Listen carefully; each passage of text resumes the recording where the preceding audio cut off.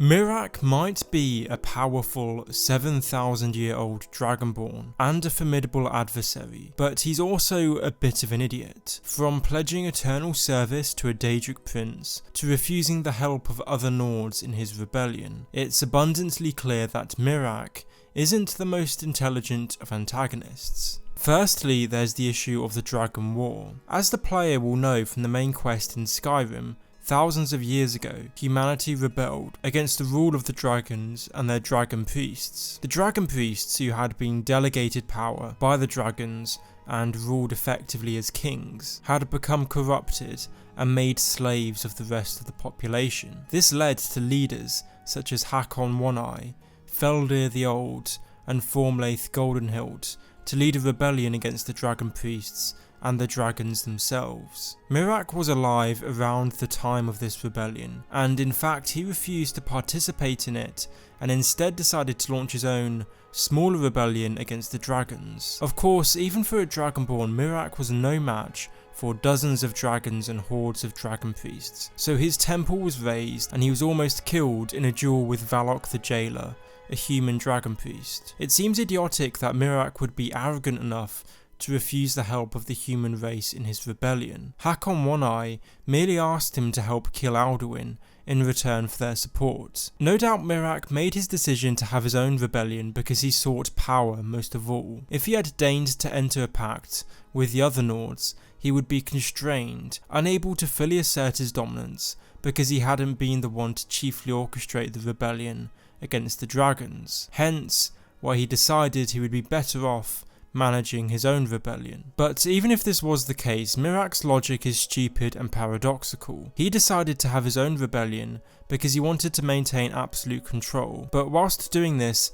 he pledged himself to serve Hermaeus Mora. Only a fool would pledge themselves to the service of a Daedric prince, even if they are granted powerful boons or a reward such as the Bend Will Shout, which the Daedric prince gave to Miraak. There are countless cases in the Elder Scrolls of people being betrayed by fickle Daedric princes, and someone like Miraak should know better than to bargain with someone as sinister as Hermaeus Mora. Whilst Hermaeus Mora might have saved Miraak in his duel with Valok by pulling him into Apocrypha, in return Miraak was effectively imprisoned in the Daedric prince's realm. This led him to try and amass enough power to escape the realm, hence why he steals dragon souls from the Dragonborn in Skyrim and starts to extend his reach across Solstheim. Miraak could have avoided that whole situation if he had swallowed his pride and decided to fight alongside the other Nordic heroes. He wouldn't have needed Hermaeus Mora's promise of power, and thus he wouldn't have been bound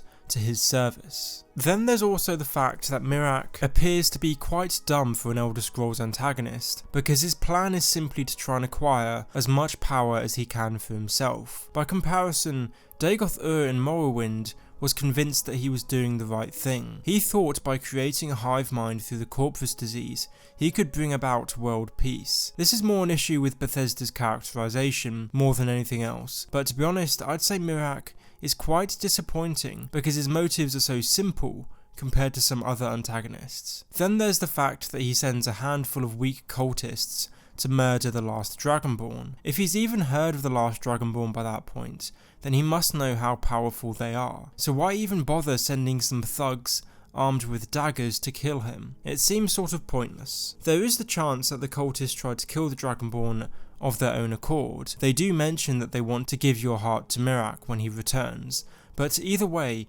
Miraak is a buffoon for allowing such dumb people to serve under him. Another point brought up by the Reddit user CheesyFish3 is that why on earth doesn't Miraak instantly kill the Dragonborn the moment they first enter Apocrypha? When the player first travels to the demonic realm of Hermaeus Mora, they're disoriented and weak, and yet Miraak doesn't lift a finger to try and kill you, even though he says that absorbing your soul would greatly help him escape Apocrypha by granting him immense power. Although he might simply have not killed the Dragonborn because he's arrogant and wanted a challenge when he returned to Tamriel, it sort of feels like lazy writing from Bethesda's part to me.